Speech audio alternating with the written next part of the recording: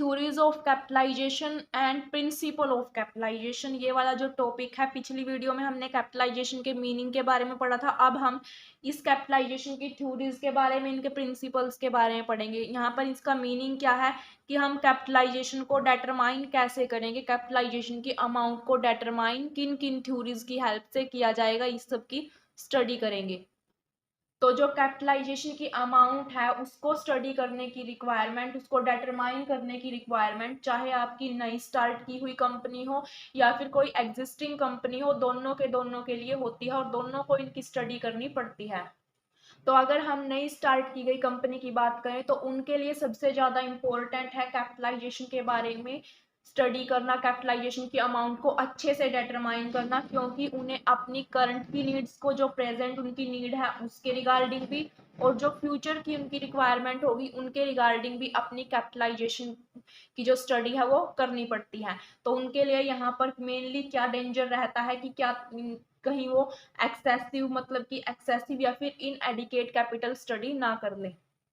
और इसी तरीके से जो कोई अगर एग्जिस्टिंग कंपनी है उनके लिए भी कैपिटलाइजेशन की स्टडी करना रिक्वायर्ड है, क्योंकि अगर वो अपने फाइनेंशियल प्लान को चेंज करना चाहती हैं, उनको इंक्रीज करना चाहती हैं, मॉडिफाई करना चाहती हैं, या फिर कोई भी एग्जिस्टिंग कंपनी है स्मॉल स्केल पर बिजनेस कर रही है, वो अपने बिजनेस को एक्सपेंड करना चाहती हैं, तो इन सब के लिए उन्हें कैपिटलाइजेशन की स्टडी करना रिक्वायर्ड है। मतलब कि चाहे बिजनेस नया हो या फिर पुराना हो, दोनों के लिए कैपिटलाइजेशन की अमाउंट को डिटरमाइन करना उनकी जरूरत है, उनके लिए रिक्वायर्ड है। तो इसके रिगार्डिंग मेनली यहाँ पर टू थ्योरीज दी गई हैं कैपिटलाइजेशन की। चाहे आपसे प्रिंसिपल पूछे जाएं या फिर थ्योरी पूछी जाए, दोनों में आप यही दो एक्सप्लेन करोगे थ्योरीज। तो सबसे पहली है कॉस्ट थ्योरी और दूसरी है अर्निंग थ्योरी। जो कॉस्ट थ्योरी है मेनली हम नई कंसर्न के लिए यूज करते हैं, जो न्यूली एस्टेब्लिश बिजनेस होते हैं उनके लिए हम कॉस्ट थ्योरी का यूज करते हैं, और जो अर्निंग थ्योरी है वो हम एग्जिस्टिंग कंसर्न के लिए करते हैं। तो यहाँ पर सबसे पहले है cost theory of capitalization. The amount of capitalization is determined on the basis of financial requirement of a newly establish business. तो कैपिटलाइजेशन की अमाउंट को डिटरमाइन करना न्यूली एस्टेब्लिश बिजनेस है जो उसकी रिक्वायरमेंट के अकॉर्डिंग, तो उसके लिए हम कॉस्ट थ्योरी का यूज करेंगे। तो जब भी कोई नया बिजनेस स्टार्ट किया जाता है तो उसे अपनी प्रेजेंट और फ्यूचर दोनों नीड्स के रिगार्डिंग कैपिटलाइजेशन करना होता है। प्रेजेंट की जैसे कि डे टू डे की रिक्वायरमेंट, उन्हें वर्किंग कैपिटल की कितनी रिक्वायरमेंट होगी, और फ्यूचर की नीड जैसे लॉन्ग टर्म के लिए उन्हें फिक्स्ड एसेट्स को परचेज करना होता है। तो ये दोनों रिक्वायरमेंट उन्हें ध्यान में रखनी होती है। तो नए बिजनेस के लिए फिक्स्ड एसेट्स की रिक्वायरमेंट भी होती है और वर्किंग कैपिटल की। फिक्स्ड एसेट्स के अंदर हम प्लांट मशीनरी, बिल्डिंग, पेटेंट, इन सब को इंक्लूड करते हैं, और वर्किंग कैपिटल होगी जो डे टू डे की रिक्वायरमेंट होगी उस बिजनेस की। अब इसको हम एक एग्जाम्पल के थ्रू समझते हैं। जैसे कि अगर कोई नया बिजनेस एस्टेब्लिश किया गया तो उसके बारे में हमें एग्जैक्ट नहीं पता होता कि कितने हमारे एक्सपेंसेस आएंगे, कितनी उसकी कॉस्ट आएगी, बट हम उसके अकॉर्डिंग उसके बारे में कुछ एस्टिमेशन लगा लेते हैं। जैसे कि हमें फिक्स्ड एसेट्स की जो कॉस्ट आएगी वो 20 लाख की आएगी। ऐसे ही वर्किंग कैपिटल की जो बिजनेस को रिक्वायरमेंट होगी, ये बिजनेस के टाइप के अकॉर्डिंग हम फिक्स करते हैं कि वो 10 लाख। और जो cost of establishing business, business को एस्टेब्लिश करने में जो अदर कॉस्ट हैं उनको इंक्लूड करके टोटल कितनी कॉस्ट बन जाएगी, 2,50,000 की जो वो एस्टेब्लिश कॉस्ट है वो आ जाएंगी बिजनेस की। तो इसको देखें अगर हम, तो टोटल कैपिटलाइजेशन की अमाउंट हमारी कितनी आ गई, 32,50,000।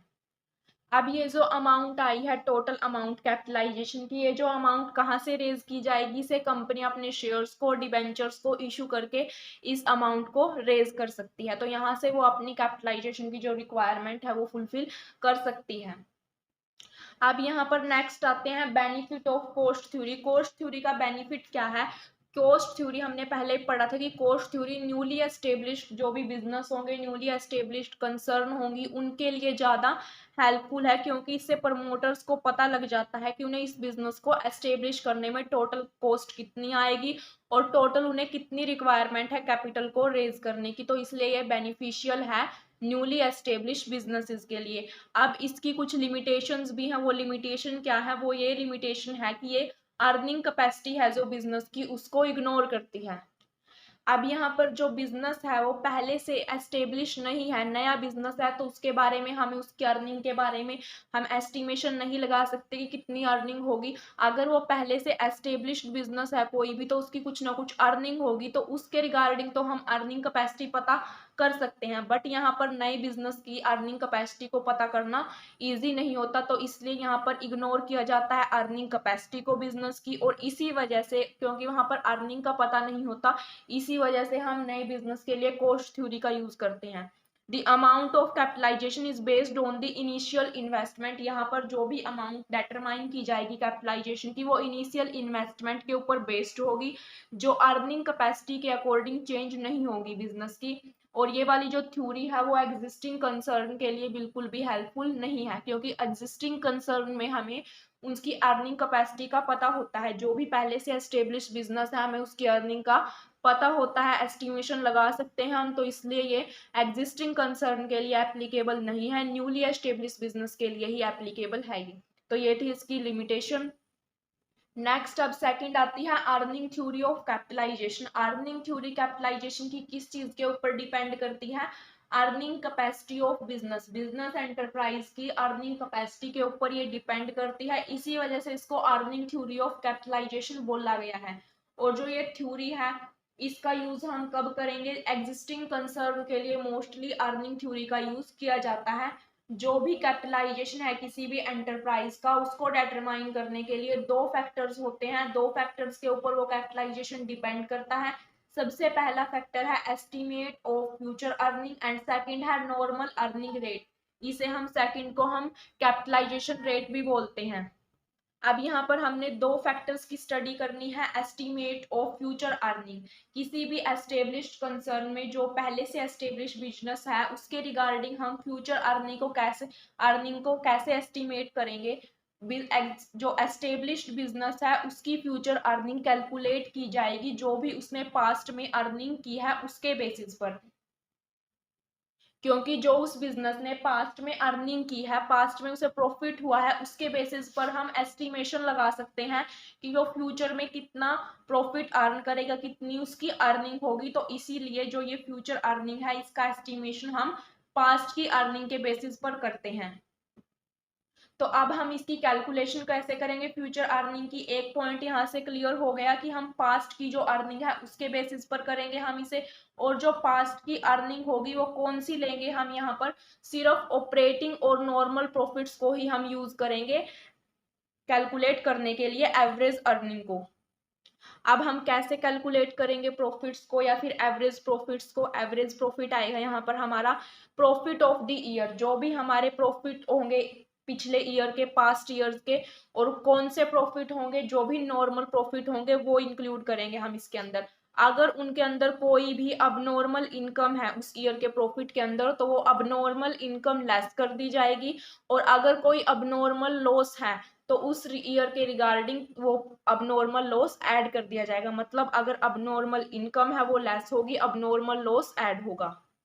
अब ये जो अबनॉर्मल इनकम और अबनॉर्मल लॉस वर्ड आए, ये क्या होते हैं? अबनॉर्मल इनकम मतलब कि जो नॉर्मली बिजनेस के अंदर नहीं होती वो वाली इनकम, जैसे कि कोई लॉटरी लग जाना, जरूरी नहीं कि हर साल ऐसी इनकम जनरेट हो, तो इसलिए इसे लेस किया जाता है, अबनॉर्मल इनकम बोला जाता है। और जो अबनॉर्मल लॉस होते हैं वो बिजनेस के अंदर, जैसे कि फ्लड की वजह से, फायर की वजह से या फिर किसी और अदर एक्सीडेंट्स की वजह से जो भी लॉसेस हुए हैं, ये सारे लॉसेस भी अबनॉर्मल लॉस कहलाते हैं, तो इसलिए इनको ऐड किया जाता है।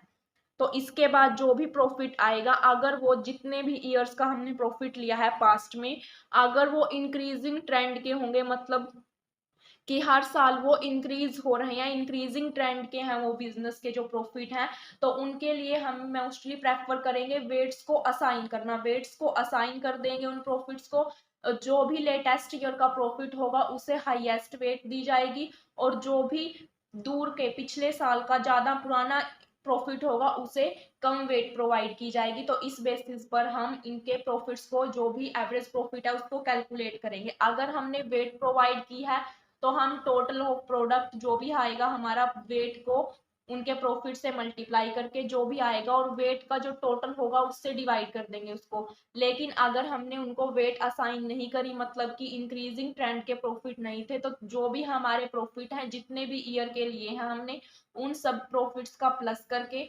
डिवाइड करेंगे, जितने भी हमने ईयर लिए हैं 4 साल 5 साल जितने भी लिए हैं उससे डिवाइड करेंगे, तो हमारा एवरेज प्रॉफिट यहाँ पर आ जाएगा। अब ये जो हमने ऊपर वाला तरीका पढ़ा ये था किसी भी एग्जिस्टिंग बिजनेस के लिए, बट अगर हम अर्निंग थ्योरी का यूज करते हैं न्यू कंसर्न के लिए, वैसे तो कॉस्ट थ्योरी यूज की जाती है न्यू कंसर्न के लिए, लेकिन फिर भी अगर हम न्यू कंसर्न के लिए अर्निंग थ्योरी का यूज करते हैं तो वहां पर हम कैसे एस्टिमेशन लगाएंगे, कैसे इसको यूज करेंगे।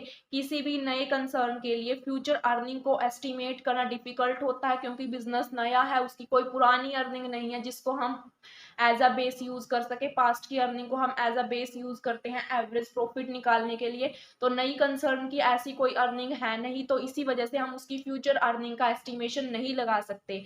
तो अब हम उसकी अर्निंग का एस्टिमेशन कैसे लगाएंगे। Cost is estimated on the basis of cost of material labour and other operating expenses. जो भी उस बिजनेस को एस्टेब्लिश करने में मटेरियल की कॉस्ट हो गई, लेबर की कॉस्ट हो गई, और अदर एक्सपेंसेस जो आएंगे उसको एस्टेब्लिश करने में, ऑपरेटिंग एक्सपेंसेस, इन सब का एस्टिमेशन लगाएंगे। और इनकम कितनी होगी उस बिजनेस को, इसका एस्टिमेशन लगा सकेंगे हम सेल का एस्टिमेशन लगा के।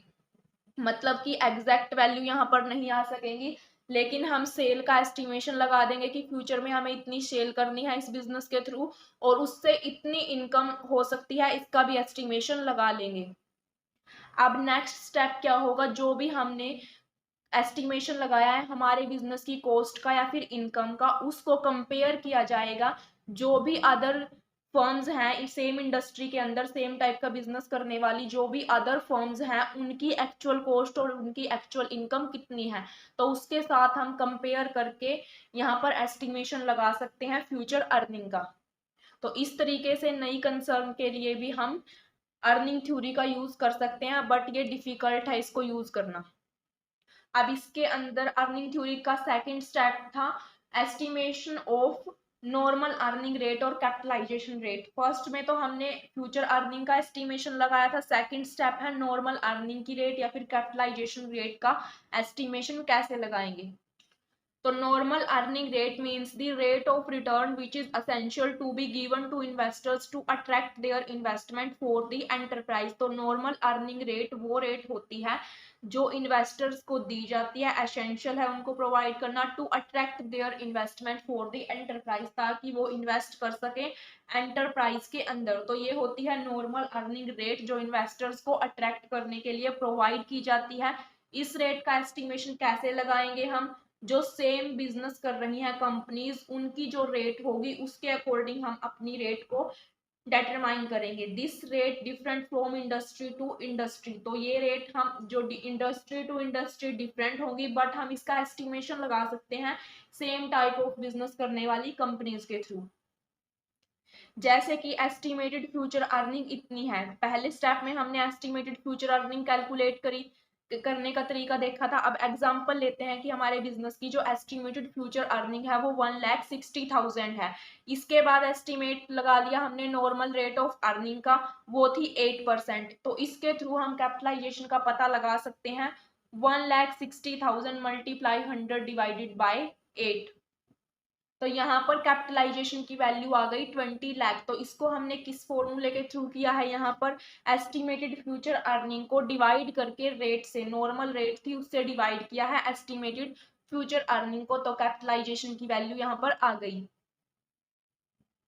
तो यहाँ पर इस फॉर्मूले का एक और बेनिफिट है कि इससे हमें अपनी एंटरप्राइज क्या फेयरली कैपिटलाइज्ड है, वो ओवर कैपिटलाइज्ड है या फिर अंडर कैपिटलाइज है, इसके रिगार्डिंग भी इंफॉर्मेशन मिलती है। जो अमाउंट है compared with the actual amount of capitalization, जो ये अमाउंट यहाँ पर इस फॉर्मूले के थ्रू निकल कर आएगी उसको हम एक्चुअल अमाउंट होगी जो कैपिटलाइजेशन की उससे कंपेयर करेंगे, तो उससे पता चल जाएगा अगर वो सेम अमाउंट होगी तो वो फेयरली कैपिटलाइज्ड है, और ओवर कैपिटलाइज्ड अंडर कैपिटलाइज्ड इन सब के बारे में भी पता चल जाएगा। ओवर और अंडर कैपिटलाइज्ड के अलग से टॉपिक हैं तो इसकी स्टडी उसमें करेंगे। Earning theory of capitalization seems to be more logical. तो यहाँ पर जो अर्निंग थ्योरी है उसको ही लॉजिकल थ्योरी, बेस्ट थ्योरी हम बोल सकते हैं, माना गया है, क्योंकि यहाँ पर हम इस थ्योरी को हम जो एग्जिस्टिंग कंसर्न है उसके लिए भी यूज कर सकते हैं और कई टाइम पर हम न्यू कंसर्न के लिए भी इसे यूज कर सकते हैं। और दूसरी यहाँ पर इंपॉर्टेंट बात है कि इसके अंदर बिजनेस की अर्निंग कैपेसिटी को इंक्लूड किया गया है, तो इसलिए इसे लॉजिकल थ्योरी बोला गया है। नेक्स्ट आती है इसकी लिमिटेशन। जो भी अर्निंग थ्योरी है इसकी भी लिमिटेशन है, इसके बेनिफिट भी हैं बट इसकी लिमिटेशन भी हैं कुछ। This theory can be applied only when the firm expected future earning and normal rate can be estimated in an accurate manner. ये थ्योरी तभी अप्लाई होगी जब हम जो दो फैक्टर्स हमने पढ़े थे, फ्यूचर अर्निंग का एस्टिमेशन लगाना और नॉर्मल रेट का एस्टिमेशन लगाना, इनका एस्टिमेशन एक्यूरेटली मैनर में लगाया जाएगा, तभी ये थ्योरी बेनिफिशियल होगी, तभी ये एग्जैक्ट वैल्यू प्रोवाइड करेगी। बट रियल में इन जो फैक्टर्स हैं, दो टू फैक्टर्स हैं, इनका एस्टिमेशन लगाना बहुत ही ज्यादा डिफिकल्ट होता है, तो ये इसकी लिमिटेशन है। अब जो ये हमने दो फैक्टर्स पढ़े थे यही इसकी लिमिटेशन है कि इनको डिटरमाइन करना डिफिकल्ट है, इनकी एग्जैक्ट वैल्यू को फाइंड आउट करना डिफिकल्ट है। तो इन दो फैक्टर्स की वैल्यू को डिटरमाइन करना डिफिकल्ट क्यों है? जो फ्यूचर अर्निंग है वो नंबर ऑफ फैक्टर्स के ऊपर डिपेंड करती है, जो प्रोडक्ट होगा उसकी demand, competition, efficiency of management, productivity of labour, तो इन सब फैक्टर्स के ऊपर फ्यूचर अर्निंग डिपेंड करती है। हो सकता है एट प्रेजेंट वो ज्यादा प्रॉफिट अर्न कर रहा हो बिजनेस, बट फ्यूचर में अगर उसके प्रोडक्ट की डिमांड बाय चांस कम हो गई, कंपटीशन इंक्रीज हो गया, या फिर मैनेजमेंट इतनी ज्यादा एफिशिएंट नहीं रही, या फिर लेबर की जो प्रोडक्टिविटी थी जितना वो पहले प्रोड्यूस कर रहे थे अब उसके कंपैरिजन में कम प्रोड्यूस करने लगे इन फ्यूचर, तो इससे क्या होगा, फ्यूचर अर्निंग उसकी कम हो जाएगी, फ्यूचर में जो अर्न करेंगे वो कम करेंगे। बट हमने पास्ट में जो प्रॉफिट अर्न कर रहे थे उसके बेसिस पर उनके फ्यूचर की अर्निंग का एस्टिमेशन लगा लिया, तो ये यहाँ पर क्या करेगी, फेयर वैल्यू प्रेजेंट नहीं करेगी फ्यूचर अर्निंग की। और इसी तरह से it is also not easy to determine the normal earning rate, तो नॉर्मल अर्निंग रेट को भी डिटरमाइन करना इजी नहीं है। तो इसके रिगार्डिंग हम सिर्फ एक्सपेक्टेशन लगा सकते हैं बट एग्जैक्ट वैल्यू को फाइंड आउट करना यहाँ पर इजी नहीं है। इसके बाद नेक्स्ट आता है जो भी हमने दोनों थ्योरीज लिखी इनके conclusion. In view of these limitation of earning theory, तो जो भी हमने इन थ्योरीज की लिमिटेशन पढ़ी, चाहे वो कॉस्ट थ्योरी हो या अर्निंग थ्योरी हो, तो उसके बेसिस पर हम ये कंक्लूजन दे सकते हैं कि जो भी नई एस्टेब्लिश की गई अंडरटेकिंग है, नई बिजनेस है, उनके लिए मोस्टली बेनिफिशियल रहेगी कॉस्ट थ्योरी ऑफ कैपिटलाइजेशन को यूज करना, और जो भी एग्जिस्टिंग कंसर्न है उनके लिए प्रेफर रहेगा, बेटर रहेगा अर्निंग थ्योरी को यूज करना। तो ये था इसका कंक्लूजन।